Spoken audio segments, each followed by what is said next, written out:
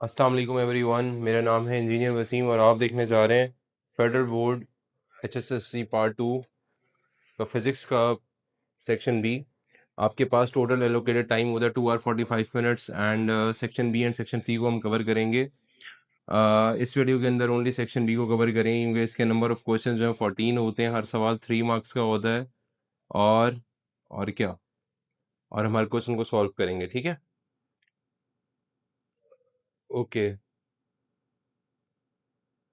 अच्छा जी, हम चलते हैं क्वेश्चन नंबर 2 का। जो हमारा पहला सवाल है, हमारा जो सेक्शन बी है, इसका पहला सवाल हमारे पास क्या लिखा हुआ है। जो हमारे पास इसका पहला क्वेश्चन है, दिस इज सेक्शन बी। ठीक है, दैट क्वेश्चन नंबर 1 जो होता है वो हमारे पास सेक्शन ए होता है और सेक्शन बी का जो पहला सवाल होता है वो होता है स्टार्ट क्वेश्चन नंबर 2। ठीक है, पूरा क्वेश्चन नंबर 2 सेक्शन बी है। इसका पहला पार्ट क्या है? अच्छा, क्वेश्चन में लिखा हुआ है आपके पास कि क्वेश्चन की स्टेटमेंट पढ़ लेते हैं। क्वेश्चन की स्टेटमेंट लिखी हुई है, कैलकुलेट द ऑर्बिटल स्पीड। क्या करना है आपने? Calculate orbital speed.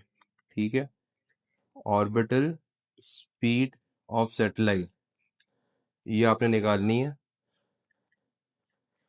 ठीक है, orbiting the earth at N altitude.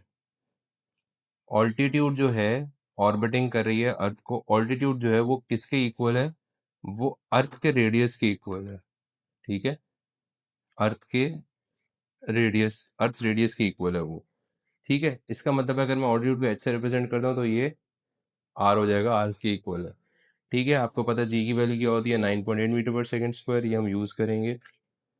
Okay. अच्छा, फॉर्मूला हम यूज़ करें v is equal to square root G M upon R. ठीक है, ये फॉर्मूला हम यूज़ कर रहे हैं। ओके। अच्छा, अगर मुझे स्मॉल जी की वैल्यू निकालनी है, स्मॉल जी का एक और फॉर्मूला होता है दैट वी यूज़।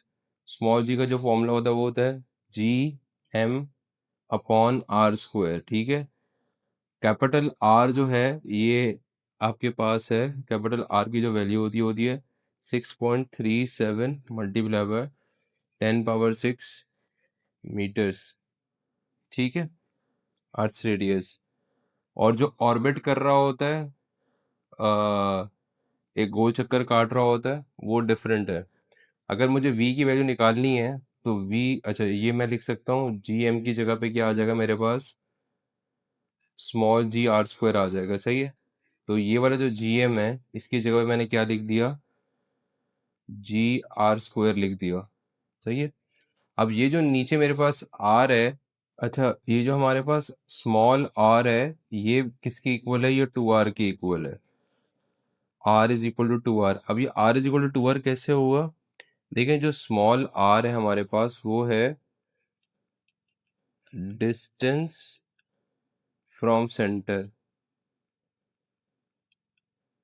सही है, और वो किसके इक्वल आएगा? वो r प्लस r के इक्वल आएगा जो कि 2r है। सही है, तो मेरे पास इसकी एक्सप्रेशन बन जाएगी फाइनल ऑर्बिटल स्पीड निकालने के लिए। वो बन जाएगी G R square divide by 2 capital R. ये वाला आर और ये वाला आर कैंसिल हो गया तो ये बच गया square root G R upon 2। ठीक है, तो इसको सिंप्लीफाई कर लेते हैं। ये क्या आएगा? 9.8 multiply by 6.37 multiply by 10 power 6 divide by 2 कर दें।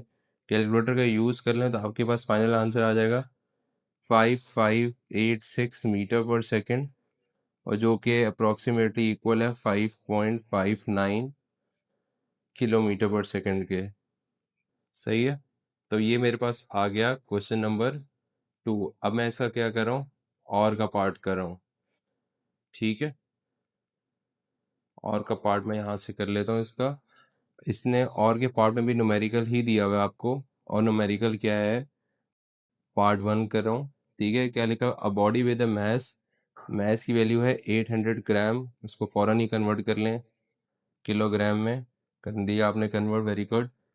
Vibrates with an amplitude of, amplitude A है वो, किसकी वैल्यू कितनी है 30 सेंटीमीटर, कन्वर्ट कर लें मीटर्स में, फॉलो नहीं, 0.3 मीटर्स हो गया। द रिस्टोरिंग फोर्स है 60 newton, F R E S restoring है 60 न्यूटन हो गई। When the displacement is 0.3, X is equal to 0.3 metres में लिखी हुई है, ये भी आ गई। एंगुलर वेलोसिटी निकालनी है, पार्ट ए में लिखा हुआ है, सॉरी एंगुलर फ्रीक्वेंसी निकालनी है। एंगुलर फ्रीक्वेंसी क्या होती है, ओमेगा आपने निकालनी है, पार्ट ए में लिखा हुआ है। बी में लिखा हुआ है इसकी वेलोसिटी निकालनी है, और सी में लिखा हुआ है इसकी एक्सिलरेशन निकालनी है at X is equal to 12 centimetre, यानी कि 0.12 मीटर पे। ठीक है, हमारे पास ओमेगा के लिए, पार्ट ए के लिए हमारे पास सोल्यूशन क्या है, omega is equals to square root K over M formula है, ये फॉर्मूला हम यूज़ कर रहे हैं। ठीक है।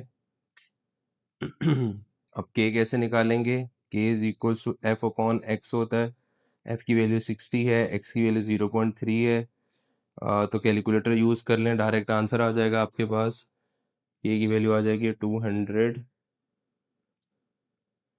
न्यूटन पर मीटर आ गया। यहाँ पे अंडर रूट लगाया, 200 लिखा, मैं इसकी वैल्यू लिखी 0.8, कैलकुलेटर यूज़ किया, आंसर आ गया 15.81 रेडियन पर सेकेंड, क्योंकि एंगुलर है इसलिए। तो ये मेरे पास आ जाएगा ओमेगा का आंसर। ठीक है, उसके बाद वेलोसिटी निकालनी है। वेलोसिटी कैसे निकलेगी, पार्ट बी है मेरे पास, वेलोसिटी निकालनी है। वेलोसिटी का फॉर्मूला क्या होता है, omega square root amplitude, amplitude का स्क्वायर माइनस एक्स स्क्वायर लिखा है। एम्पलीट्यूड बेसिकली बुक में ये लिखा होता है आपके पास, एक्स नॉट का स्क्वायर माइनस एक्स स्क्वायर, तो आप यूं ही लिखें। ठीक है, इसको मैं वैसे ही लिख देता हूँ, ओमेगा एक्स नॉट का स्क्वायर माइनस एक्स स्क्वायर। ठीक है, तो ये आ जाएगा, ओमेगा की वैल्यू को पता है 15.81 है, स्क्वायर रूट ये 0.3 का स्क्वायर हो जाएगा माइनस 0.12 का स्क्वायर हो जाएगा। ठीक है, कैलकुलेटर से डायरेक्ट आंसर निकाला तो आपके पास क्या आंसर आ गया, 4.35 मीटर पर सेकेंड आ गई। ठीक है, और एक्सेलरेशन निकालनी है, ओमेगा स्क्वायर एक्स है, तो वो हो जाएगा 15.81 का स्क्वायर 0.12। ठीक है, इसका आंसर क्या आ जाएगा, सिंप्लीफाई करेंगे 30, अच्छा ये आएगा रेडियन पर सेकेंड स्क्वायर आएगा। ठीक है, और ये भी आपके पास आएगा रेडियन पर सेकेंड ही आएगा ये। सही है।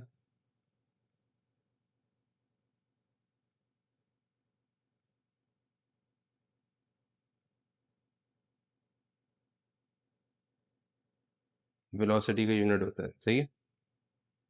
अच्छा, उसके बाद हमारे पास, अच्छा एक चीज़ मैंने यहाँ पे भी जो वेलोसिटी का यूनिट है ये रेडियन पर सेकंड नहीं, एंगुलर वेलोसिटी के लिए यूज़ होता है, ये मीटर पर सेकंड ही रहेगा। ठीक है, इसको मीटर पर सेकंड कर लें, और इसको आप 30 मीटर पर सेकंड स्क्वायर ही रखें, क्योंकि वो एंगुलर का वर्ड यूज़ नहीं हुआ हुआ था।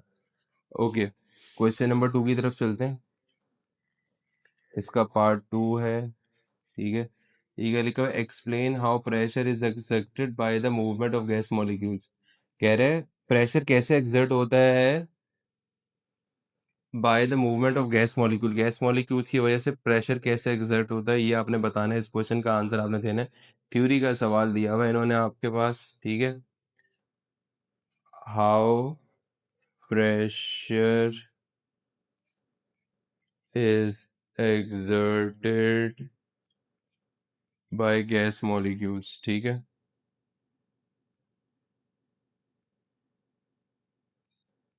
सोल्यूशन की तरफ चलते हैं। सब, ओके, पॉइंट्स लिख लेते हैं। सबसे पहला है gas molecules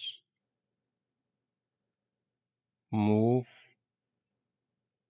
randomly in all directions, सही है। ओके, दूस पर ये पॉइंट को छोड़ देते हैं। व्हेन दे कोलाइड विद, किससे कोलाइड करते हैं, कंटेनर की वॉल से, with walls of container, walls of container, they exert exert force on the wall.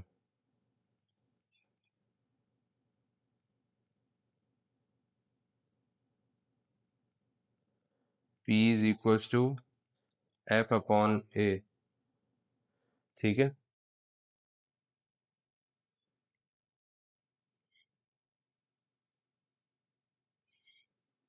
उसके बाद ठीक है, ये हो गया आपका पार्ट। उसके बाद और कर रहे हैं 2 का। और का पार्ट है right any 3 conditions for observing interference fringes. Okay, 3 conditions for interference fringes। ठीक है, सबसे पहली क्या, सबसे पहली कंडीशन है आपके पास कोहेरेंट होनी चाहिए, राइट करनी है ना आपने, कोहेरेंट बीम। दूसरी के आपके पास मोनोक्रोमेटिक होना चाहिए, यानी कि single wavelength.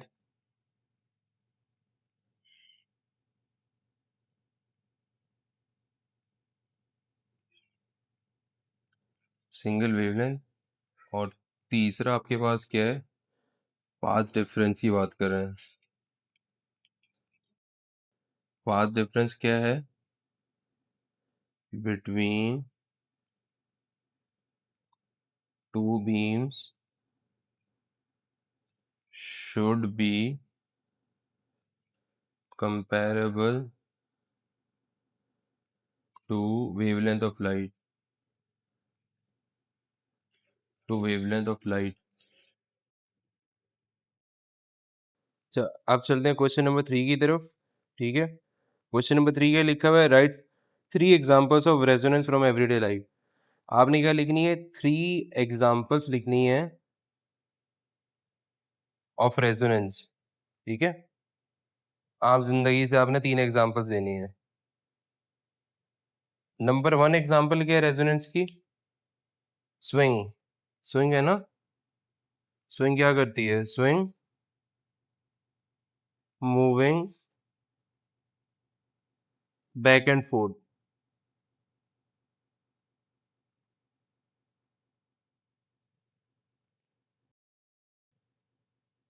when pushed at its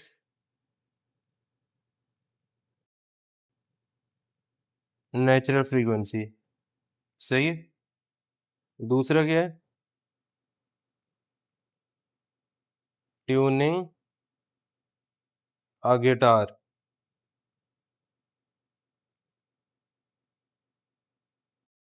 tuning a guitar string to produce a clear note. ठीक है, ये होगी दूसरी एग्जांपल रेजोनेंस की। और तीसरी एग्जांपल ये रेजोनेंस की, glass breaking when singer hits its natural frequency. Natural frequency. सही है। अब इसका और पार्ट देखते हैं, 3 का क्या है और पार्ट। क्वेश्चन लिखा हुआ है list the use of capacitor in various house hold appliances. List का वर्ड है, लिस्ट का मतलब क्या होता है, नाम लिखना है सिर्फ आपने। यूज ऑफ कैपेसिटर्स आपको पता होंगे। इस वक्त आप यूज भी कर रहे हो उसे कैपेसिटर को, आपके ऊपर चल रहा है, या तो वो एसी होगा या तो वो फैन होगा। और बस सबसे पहला यूज क्या है, इन फैंस एंड एसी। ठीक है, फॉर स्टार्टिंग मोटर्स, ये हमारा पहला यूज है। या ये फॉर स्टार्टिंग मोटर्स ना लिखें, फैंस एंड एसी लिख दें, क्योंकि लिस्ट ही करना है ना। दूसरा आप लिख दें फ्लोरेसेंट लाइट्स में यूज होता है, फ्लोरेसेंट लाइट्स में यूज हो रहा है। पर्पस छोड़ी नाम बताएं, बस नाम लिख देना। इलेक्ट्रॉनिक सर्किट्स में यूज होता है ये। इलेक्ट्रॉनिक सर्किट्स में basically smoothing and filtering voltage के लिए यूज होता है। बस आप इलेक्ट्रॉनिक सर्किट्स लिखते हैं, वो यूज लिखा था ना, इलेक्ट्रॉनिक सर्किट्स में लिख दें। इलेक्ट्रॉनिक सर्किट्स के अंदर सर लिखना है, लिख लें स्मूथिंग एंड फिल्टरिंग वोल्टेज है, फिल्टरिंग वोल्टेज। सही है, ये हमारे पास ये आ जाएगा। अच्छा, उसके बाद हमारा नेक्स्ट क्वेश्चन क्या है? Question number 4। Again question number 4 जो है वो that this is a numerical question. Numerical question क्या कह रहा है? The fringe spacing between the central maxima and first minima. Centre वाला मैक्सिमा है और फर्स्ट मिनिमा है। फ्रिंज स्पेसिंग को रिप्रेजेंट करते हैं डेल्टा वाई से, और उसकी वैल्यू लिखी हुई है क्वेश्चन में, वो है 2 मिलीमीटर है। सही है, कह रहे if a light of 500 millimetre is use. अब लाइट जो है 500 मिलीमीटर की यूज करें तो इसका मतलब उसकी वेवलेंथ कितनी है? 500 मिलीमीटर है। सही है, then find the separation between the slits. Separation between the slits का मतलब यह है कि आपको इस क्वेश्चन में डी की वैल्यू को निकालना है। ठीक है, the distance between the slits and the screen, distance between the slit and the screen is L, that is 1 metre. ठीक है, फॉर्मूला हम यूज कर रहे हैं, क्या है formula? Delta Y is equals to lambda L upon D. Easy question है, D निकालना है। आपने क्या किया, lambda L upon delta Y कर दिया। सही है, लेमडा की वैल्यू है 500 मल्टीप्लाई 10⁻³ एल की वैल्यू क्या है 1 डिवाइडेड बाय डेल्टा वाई क्या है 2 मल्टीप्लाई बाय 10⁻³। ठीक है, 10⁻³ का मतलब ये होता है कि हमने इसको लिखा है 2 मल्टीप्लाई बाय 10⁻³ क्योंकि मिलीमीटर है ना, तो आपको इसको मीटर में कन्वर्ट करना है। ये भी 500 मल्टीप्लाई बाय 10⁻³ है, मीटर हो जाएगा। ठीक है, 10⁻³ 10⁻³ से कैंसिल हो जाएगा, तो डी की वैल्यू क्या आ जाएगी? डी जब मैं कैलकुलेट करूंगा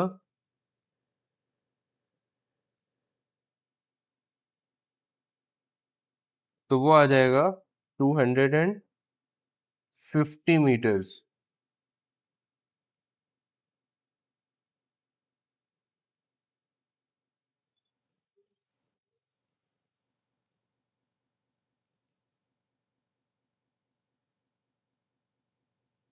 सही है। अच्छा, इसका और पार्ट देख लेते हैं। अगेन वो भी एक न्यूमेरिकल है। अच्छा, और पार्ट में लिखा हुआ है अ नेटवर्क ऑफ 5 कैपेसिटर्स। एक मैं डायग्राम बना रहा हूँ, फिर क्वेश्चन दोबारा रीड करता हूँ। ठीक है, अब ये डायग्राम देखें आप।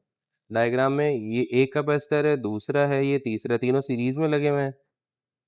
उसके बाद यहाँ पे एक कैपेसिटर है, यहाँ पे दूसरा कैपेसिटर है, ये भी सीरीज में लगे हुए हैं। ठीक है, नीचे बोल रहा है ये पॉइंट ए है, ये पॉइंट आपके पास है बी।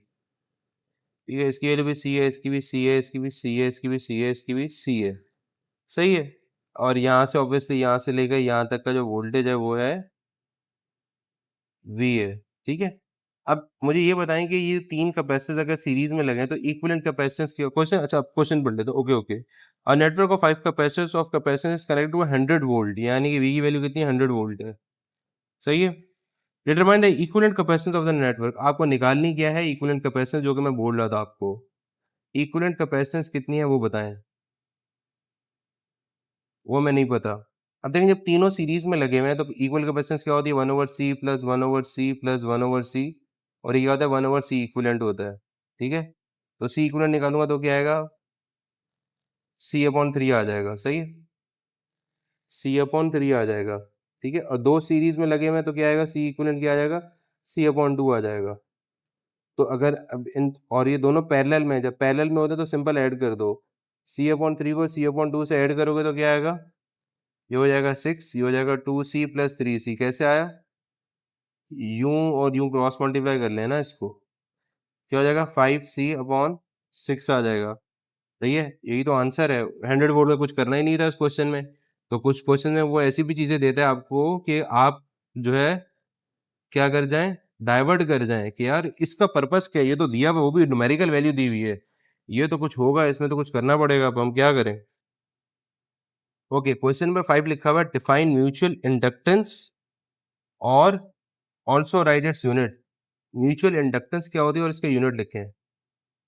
म्यूचुअल इंडक्टेंस, ठीक है, 2 नंबर का डेफिनेशन, 1 नंबर का unit. Okay, write down the definition. It is the property of a pair of coils where a change in current in one coil induces an EMF in other coil, ठीक है, और इसका unit क्या होता है, HENRY, Henry, footballer भी है एक, ठीक है। अच्छा, और का एक सवाल क्या है, इसका ऑपोजिट और है, वो क्या सवाल है, वो कह रहे ग्रेविटेशन फील्ड स्ट्रेंथ को डिफाइन करें, ग्रेविटेशनल फील्ड स्ट्रेंथ को डिफाइन करें, उसका फॉर्मूला लिखें और उसका यूनिट बताएं, ग्रेविटेशनल फील्ड स्ट्रेंथ। और म्यूचुअल इंडक्टेंस वाले में क्या पूछा था, डेफिनेशन और यूनिट पूछा था, इसमें फॉर्मूला भी पूछ रहा है आपसे, सही है, तीनों का एक एक नंबर होगा आपका। ग्रेविटेशनल फील्ड स्ट्रेंथ क्या है, it is the force experienced per unit mass placed at that point, ठीक है, force experience per unit mass, और जी का फॉर्मूला क्या हो जाएगा, एफ अपॉन एम हो जाएगा, और इसका यूनिट क्या हो जाएगा, इसी को देखते हुए न्यूटन पर केजी हो जाएगा, सही है। तो ये हमारे पास 5 क्वेश्चन सॉल्व हो गए, ठीक है। अब चलते हैं नेक्स्ट क्वेश्चन की तरफ। नेक्स्ट क्वेश्चन कह रहे हैं when electrons are accelerated through a potential difference of 10 power 5 volt. अब हमारे पास क्या हो रहा है यहाँ पे, 6 में इलेक्ट्रॉन्स आर एक्सिलरेटेड, ये न्यूमेरिकल है तो ये वर्डिंग सिर्फ क्वेश्चन की वर्डिंग लिख रहा हूँ, ठीक है। पोटेंशियल डिफरेंस कितना है, पोटेंशियल डिफरेंस हमेशा 2 पॉइंट्स के दरमियान होता है, क्योंकि डिफरेंस हमेशा 2 पॉइंट के दरमियान होता है और पोटेंशियल हमेशा 1 पॉइंट के दरमियान होता है, ठीक है। ये है 10 की पावर 5 वोल्ट्स गिवन है, सही है। इन एन एक्सरे ट्यूब की बात कर रहे हैं, एक्सरे ट्यूब है ये। Calculate the minimum wavelength produce, minimum wavelength का क्या फॉर्मूला होता है, H C upon E V, ठीक है। एच की आपके पास 6.63 multiply by 10 power minus 34 multiply by 3 multiply by 10 power 8 divided by E is 1.6 into 10 power minus 19, और वोल्टेज कितना गिवन है क्वेश्चन में, 10 की पावर 5, ठीक है। कैलकुलेटर में सारी वैल्यूज को ऐड ऑन करें और आपके पास फाइनल आंसर आएगा 1.24 मल्टीप्लाई बाय 10 पावर माइनस 11, और इसको आप यूं भी लिख सकते हैं 0.0124 न्यूटन मीटर, वरना अगर आप इसको मीटर यहीं पे लिख देंगे तब भी आपका आंसर बिल्कुल सही है, ठीक है। अच्छा, आगे चलते हैं, और का पार्ट करते हैं। और का सवाल क्या लिखा हुआ है, एसी वोल्टेज, ठीक है, एसी वोल्टेज की बात करें across a 0.5 microfarad, microfarad mean 0.5 multiply by 10 power minus 6 फेरेड। ये आपको क्या गिवन है, कैपेसिटेंस गिवन है, इस यानी कि वोल्टेज की वैल्यू क्या गिवन है, 16 साइन ब्रैकेट में 2 multiply by 10 power 3 T volt. कह रहे कैपेसिटिव रिएक्टेंस निकालें, यानी कि एक्स सी की वैल्यू निकालें, ये क्या होगी। अब ये कैसे निकालेंगे कैपेसिटेंस की वैल्यू, 3 नंबर का सवाल है। कैपेसिटेंस का जो फॉर्मूला है वो क्या होता है, वो होता है, एक होता है X C is equal to 1/2 pi F C, ठीक है, और इसको आप यूँ लिखते हो 1/ओमेगा c लिखते हो, ठीक है? ये फॉर्मूला होता है इसका फाइनल। अब ओमेगा की वैल्यू कैसे निकालेंगे, ये एक क्वेश्चन मार्क है। अब देखिए ये जो लिखी हुई एक्सप्रेशन इसमें 16 है, साइन है, ये जो होता है ना, ये 2 मल्टीप्लाई 10 पावर ये होता है omega.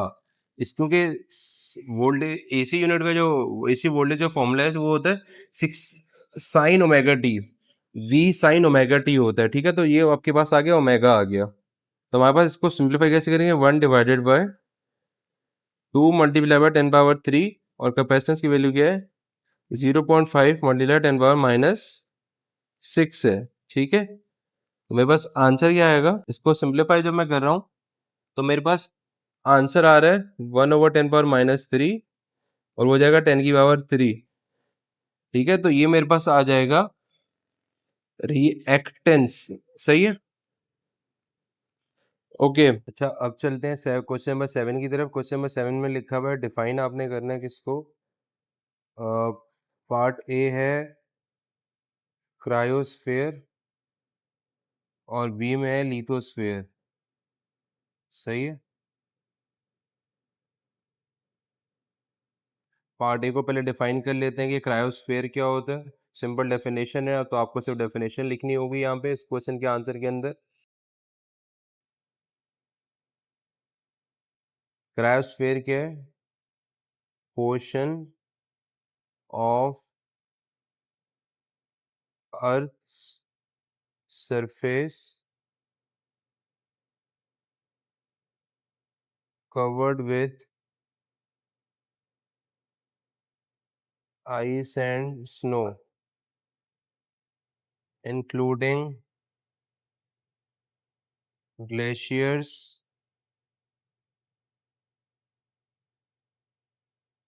ice caps, and frozen grounds। ठीक है, ये हमारे पास आ गया क्रायोस्फेयर की बात। और दूसरी बात करें लिथोस्फेयर की, rigid outer layer of earth including crust and uppermost mantle, ठीक है? तो ये आपने uppermost mantle, अब ये आपने जो है इसकी डेफिनेशन के अंदर आपने ये लिख देना है। अब इसके पैरेलल में जो सवाल है वो क्या है, और है, और का जो पार्ट है 7 का वो दिया हुआ है, वो कह रहा है कि मेन पर्पस बताएं एक्स रेज का, main purpose of X rays. Main purpose की बात कह रहे हैं, ठीक है? पर्पस की बात कर रहे हैं, पर्पसेस की बात नहीं कर रहा। तो आप एक ही पर्पस लिख देंगे यहाँ पे। तो क्या पर्पस है इसका, एक्स रेस, सबको पता है कि क्या पर्पस है इसका। आपको कहीं चोट लगती है या कुछ भी होता है तो आप कहते हैं हड्डी, आपको लगता है कि आपकी हड्डी फ्रैक्चर हो गई है, तो डॉक्टर को कहता है पहले एक्सरे करवा लें। X rays are mainly used for diagnostic, imaging in medicine to view, जहाँ हमारी अगर हड्डी टूटी हुई है तो उसको सही से, उसको डिटेल में देख सके, internal structure of the body, ठीक है? ये आ जाएगा हमारे पास मेन पर्पस ऑफ एक्सरेज। अच्छा, आगे चलते हैं, क्वेश्चन नंबर 8 की तरफ चलते हैं। क्वेश्चन नंबर 8 में लिखा हुआ है, what are the conditions required for pair production to occur. Conditions required for pair production, dawn of modern physics का सवाल है, पेयर प्रोडक्शन, ठीक है?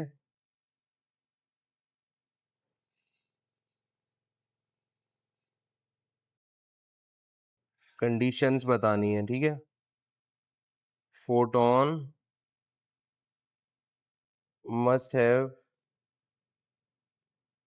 energy greater than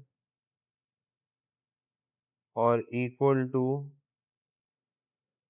1.022 mega electron volt.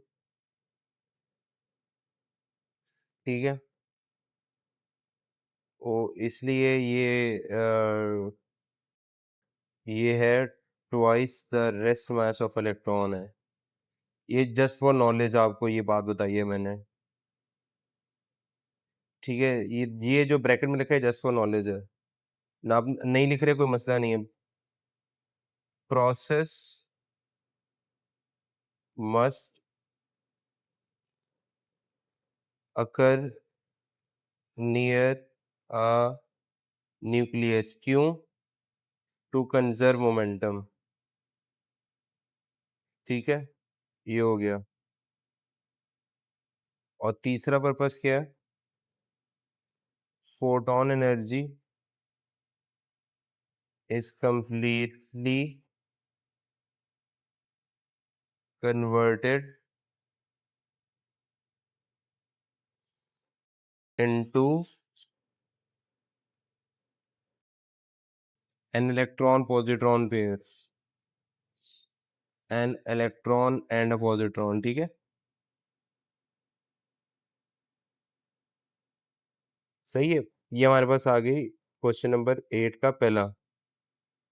अच्छा, इसके बाद इसका और पार्ट क्या लिखा हुआ है? और पार्ट ये लिखा हुआ है कि क्लाइमेट इन रशिया, बताइए क्या होता है? What is climate in Russia? सही है। It refers to slow response of the climate system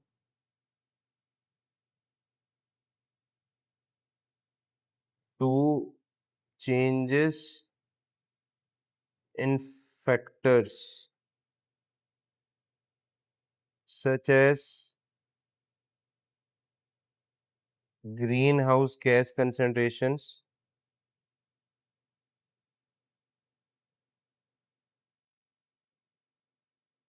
या due to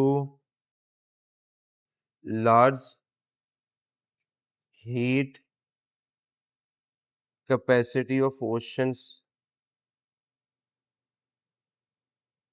and atmosphere।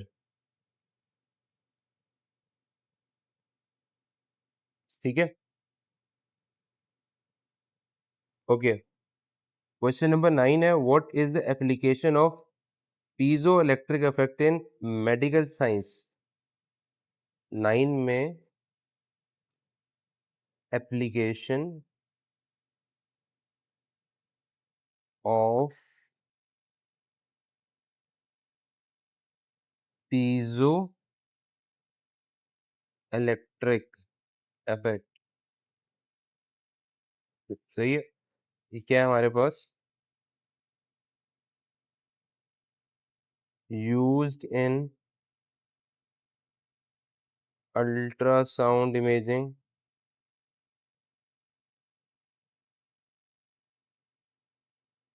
Helps generate and detect high frequency sound waves to create images of internal organs and tissues।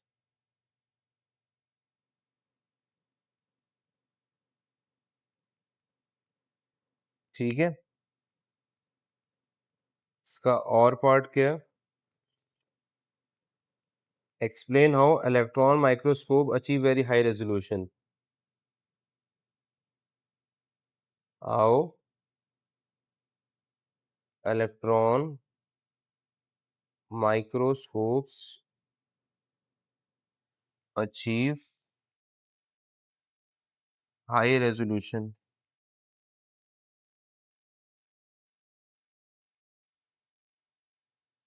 It use electron beam instead of light.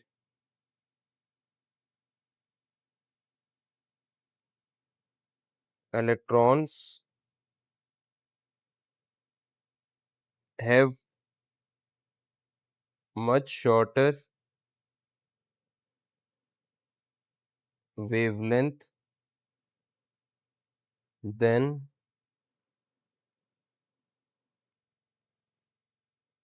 visible light, which allow resolving very small structures at atomic या molecular scale.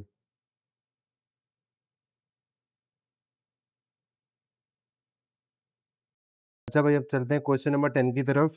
और question number 10 में लिखा हुआ है, आपके पास sketch करना है, आपने किस चीज को स्केच करना है? वेरिएशन ऑफ बाइंडिंग एनर्जी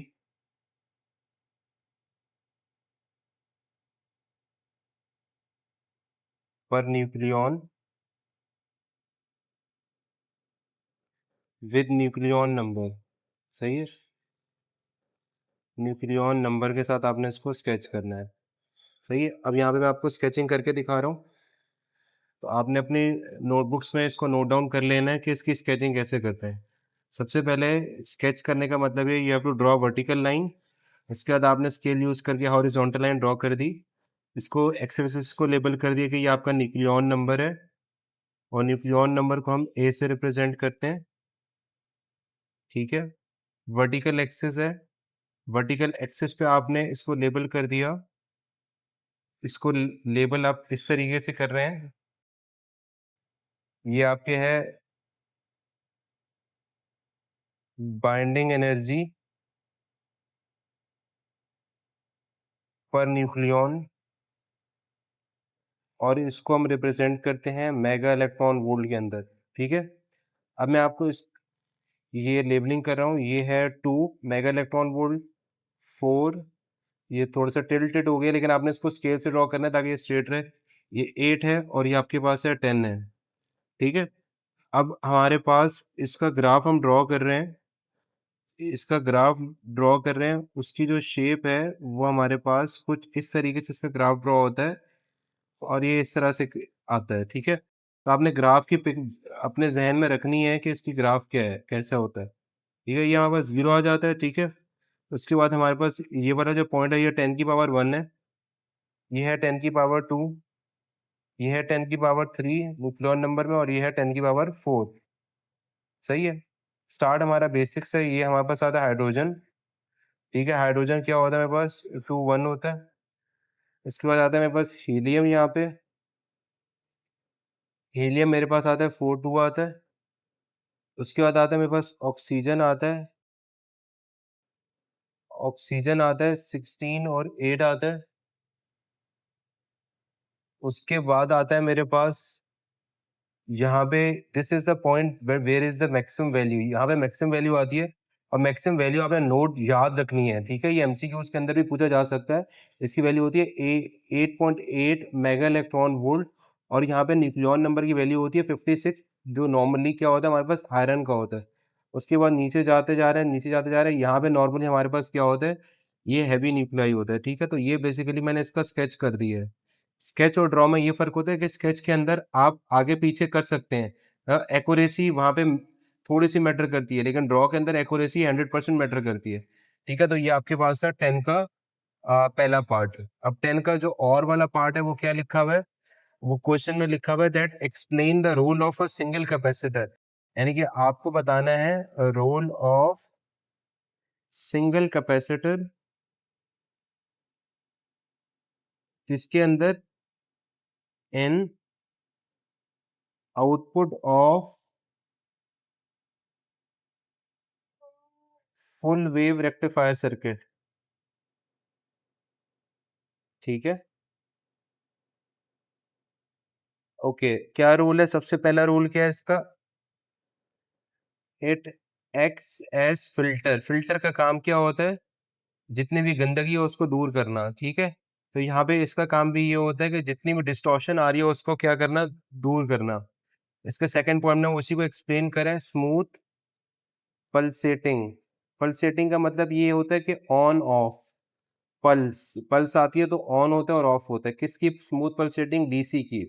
कैसे करें, बाय स्टोरिंग चार्ज। कैपेसिटर का काम ही क्या होता है, स्टोर करना चार्ज को। ठीक है, कब स्टोर करता है चार्ज को, व्हेन वोल्टेज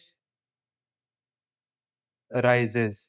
ठीक है, एंड रिलीज कब करता है, एंड उस चार्ज को रिलीज कब कर रहा है, व्हेन वोल्टेज ड्रॉप्स। ठीक है, तो ये हमारे पास आ जाएगा इसके रोल्स में। और एक और मोस्ट, जब जब ये दो काम कर लेंगे तो क्या होगा, मोर कांस्टेंट जो होगी आपके पास डीसी आउटपुट आ रही होगी with reduce nipple. Reduce nipple का मतलब है डिस्टॉर्शन आपके पास कम हो रही है इसमें। ठीक है, ये आपने यहाँ पे इसको मेंशन कर लिया क्वेश्चन नंबर 10 के आंसर में। ठीक है, ओके। 11 के अंदर आपके पास आ रहा है क्वेश्चन क्या आपका 11, explain briefly that how global climate is determined by energy transfer from the sun. How global climate is determined by energy transferred from sun. सही है। अब हमारे पास क्या आंसर्स हैं इसके, सबसे पहला पॉइंट क्या आएगा, इसमें यह आएगा कि सन इमिट्स एनर्जी किस तरह से, in form of solar radiation. ठीक है, ये आ गया मेरा पहला पॉइंट। दूसरा पॉइंट मेरे पास क्या आएगा, एनर्जी अर्थ पे पहुंच गई, जमीन पे आ गई, और फिर क्या कर दिया उसने, एंड उसने उस एनर्जी को एब्जॉर्ब किया। किसने एब्जॉर्ब किया, लैंड्स, ओशंस, और आपके जो सराउंडिंग एटमॉस्फेयर है उसने। अब इसकी वजह से क्या हुआ, इसकी वजह से हमें तो ये बताना है कि क्लाइमेट, ग्लोबल क्लाइमेट कैसे चेंज हो रहा है। तो तीसरा पॉइंट है, जो कि एब्जॉर्ब्ड एनर्जी थी, एब्जॉर्ब्ड एनर्जी इज रीडिस्ट्रीब्यूटेड, उसको दोबारा रीडिस्ट्रीब्यूट किया गया। कैसे रीडिस्ट्रीब्यूट किया गया, by wind, ocean currents, ocean currents, green house effects, बड़ा इंपॉर्टेंट फैक्टर है ये। ठीक है, वो क्या करते हैं, दैट डिटरमाइंस, क्या डिटरमाइन करते हैं, टेम्परेचर पैटर्न। ठीक है, एंड क्लाइमेट, ग्लोबल क्लाइमेट। ठीक है, ग्लोबल क्लाइमेट को वो करते हैं, एंड क्लाइमेट ग्लोबली। सही है, तो ये मेरे पास था, how global climate is determined by energy transfer from sun. सही है, ओके। मूविंग ऑन, आपका जो और वाला पार्ट है वो क्या है, वो लिखा हुआ है, what is Stefan Boltzmann law, explain briefly. Stefan Boltzmann law, Stefan Boltzmann law, ये क्या है, ठीक है। अच्छा जी, इसको अब लिख ले अपने पास, नोट डाउन कर ले, 3 मार्क्स का क्वेश्चन है। इसके सारे क्वेश्चन ये 3 मार्क्स के ही हैं। द टोटल एनर्जी, इसकी, क्योंकि ये लॉ, जब भी आप लॉ स्टेट करते हैं तो लॉ के अंदर आप वेरिएशंस नहीं कर सकते। अगर आप एक्सप्लेन कर रहे हैं तो फिर प्रॉब्लम नहीं है, लेकिन जब भी स्टेट कर रहे होते हैं तो आपने एग्जैक्ट लिखना होता है जैसे लिखा हुआ है। The total energy radiated per unit surface area of a black body per unit time is proportional to fourth power of its absolute temperature। तो ये इसका स्टेटमेंट है जिसको हमने स्टेट कर दिया है इन डिटेल, इसमें हर बात कर दी है। इसकी जो एक्सप्रेशन है वो E is equal to sigma, sigma is the constant जिसको हम स्टीफन बोल्ट्जमैन कांस्टेंट भी कहते हैं। इसकी वैल्यू होती है 5.67 multiply by 10 power -8 metre square coulomb K4। ठीक है, तो ये मैंने इस क्वेश्चन को सिंप्लीफाई कर दिया आप लोगों के लिए। ठीक है, अब आगे चलते हैं, अगले सवाल की तरफ चलते हैं। एक्सप्लेन ब्रीफली के अंदर मैंने इसको लॉ के अंदर ही एक्सप्लेन कर दिया है। ठीक है, ओके। अब आपके पास नेक्स्ट क्वेश्चन क्या है जी?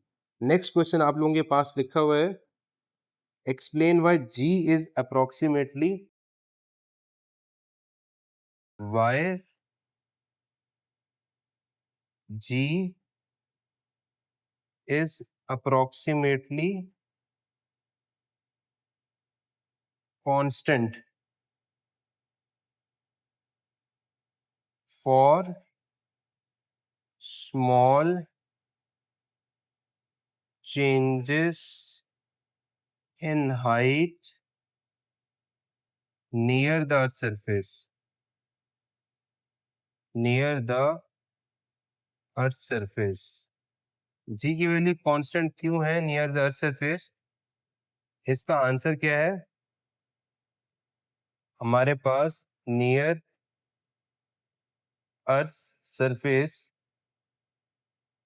Height h is very small as compared to, earth का रेडियस तो बहुत ज्यादा होता है, अर्थ के रेडियस तो थाउजेंड्स किलोमीटर के अंदर होता है। फॉर्मूला क्या होता है? G is equal to G M divided by R plus H का स्क्वायर होता है। सही है, अगर हमारे पास फॉर स्मॉल एच, तो आर प्लस एच का जो स्क्वायर है अप्रोक्सीमेटली क्या हो जाएगा? आर स्क्वायर के इक्वल हो जाएगा। सिंस एच की वैल्यू इतनी स्मॉल होती है तो जी जो होता है वो क्या रहता है? वो कांस्टेंट रहता है। सही है, okay. Moving on to the next, उसी का पार्ट, और वाला पार्ट। और वाला पार्ट है describe the function of control rods. अब ये न्यूक्लियर फिजिक्स का सवाल आ गया आपके पास कि आपने बताना है यहाँ पे function of control rods in reactor, ये क्या चीज है? ठीक है,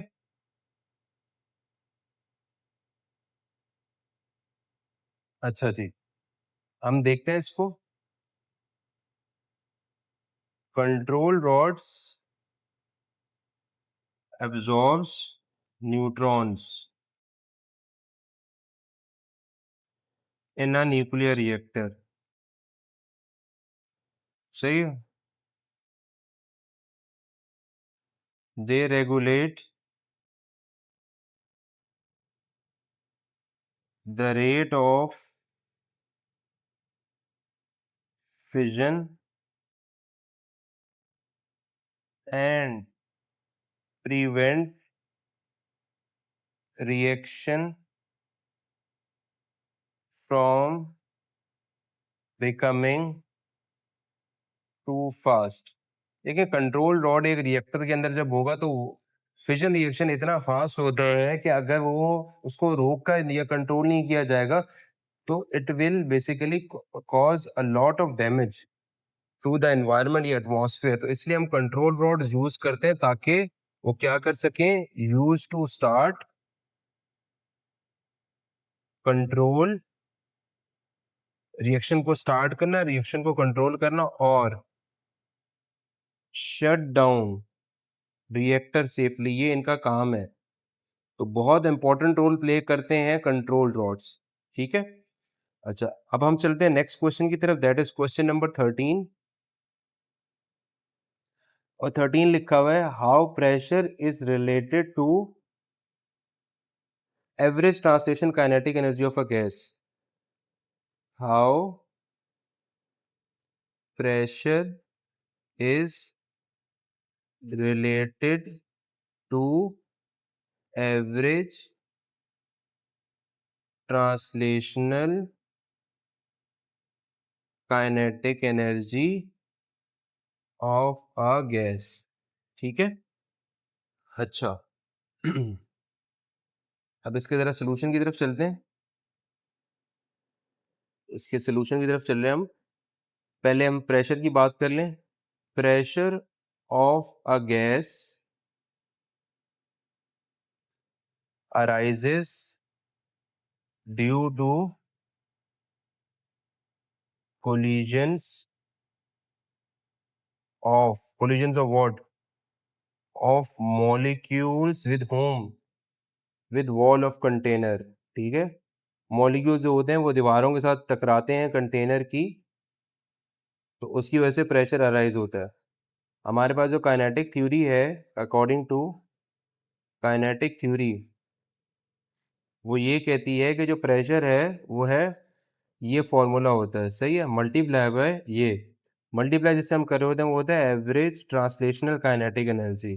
तो बेसिकली वो डायरेक्टली प्रोपोर्शनल होता है एवरेज ट्रांसलेशनल काइनेटिक एनर्जी, जिसे हम ई के भी कहते हैं, काइनेटिक एनर्जी की बात कर रहे हैं। ठीक है, इस समय ये पता चला कि pressure is directly proportional to average kinetic energy of gas molecule. सही है, अच्छा हमारे पास अगला इसका पार्ट है कि आपने डिस्क्राइब करना है, और वाला जो पार्ट है नंबर 13 का, वो ये लिखा हुआ है कि डिस्क्राइब द प्रैक्टिकल एग्जांपल्स। किसकी practical examples? Practical examples of free and force oscillations. सही है, ये क्या है? पहले हम फ्री की बात कर लेते हैं, फ्री ऑसिलेशंस की बात कर लेते हैं। इसकी प्रैक्टिकल एग्जांपल्स क्या है? स्विंगिंग ऑफ पेंडुलम, कब? After initial push, initial push तो आपको देना पड़ता है, उसके बाद पेंडुलम घूमता रहता है तो वो फ्री में आ जाएगा। उसके बाद आएगा vibration of tuning fork after being struck. सही है, आफ्टर, जब हम ट्यूनिंग फॉक किसी चीज से मारते हैं तो जब मार देते हैं उसके बाद जो होती है, जो आवाज आ रही होती है, वाइब्रेशन हो रही होती है, वो फ्री में आएगी। ठीक है, फोर्स में क्या आएगा? Pushing a child on a swing. लेकिन इसमें जो कीवर्ड है ना वो ये है, एट रेगुलर इंटरवल्स। देखिए अगर आपने एक दफा पुश कर दिया तो वो तो फ्री में आ जाएगा, लेकिन अगर एक दफा पुश करने के बाद आप उसको बार बार रेगुलर इंटरवल्स में आएंगे तो फोर्स में आ जाएगा। ठीक है, दूसरी एग्जांपल क्या है? Vibration of guitar string when plucked periodically. सही है, ये भी हमारे पास आ जाएगा इसके अंदर। अच्छा, अब आते हैं लास्ट क्वेश्चन की तरफ, सेक्शन बी के। लास्ट क्वेश्चन है सेक्शन बी का, वो हमारे पास है डायफ्रैक्शन ग्रेटिंग क्या होती है। एक आसान सा सवाल है कि व्हाट इज डायफ्रैक्शन ग्रेटिंग, इसमें उसने कुछ भी नहीं कहा। तो इसके जब देखें, जब व्हाट इज की बात करें तो आप इसको किसी भी तरीके से एक्सप्लेन कर सकते हैं, लेकिन कहीं पे अगर कोई स्पेसिफाई किया कि आपने इसको इस तरह से एक्सप्लेन करना है तो you have to follow those instructions to get the full marks. ठीक है।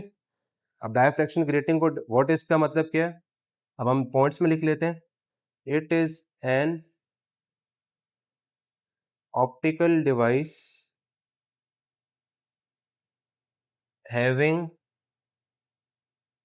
a large number of equally spaced slits। ठीक है, ये पहला पॉइंट आ जाएगा मेरे पास इसका, स्लिट्स। सही है। एक और पॉइंट लिख लेते हैं, it is used to disperse light into its component wavelength with high precision. ठीक है, तो ये हमारा इस कैटेगरी में आ जाएगा, विद हाई प्रिसिशन आ जाएगा। सही है। अब और वाला पार्ट देख लेते हैं। और वाले पार्ट में लिखा हुआ है कि डिस्टिंग्विश बिटवीन, इसको थोड़ा सा नीचे कर लेता हूं, हाँ यहाँ पे आ जाएगा। Okay, distinguish between RMS root mean square and peak values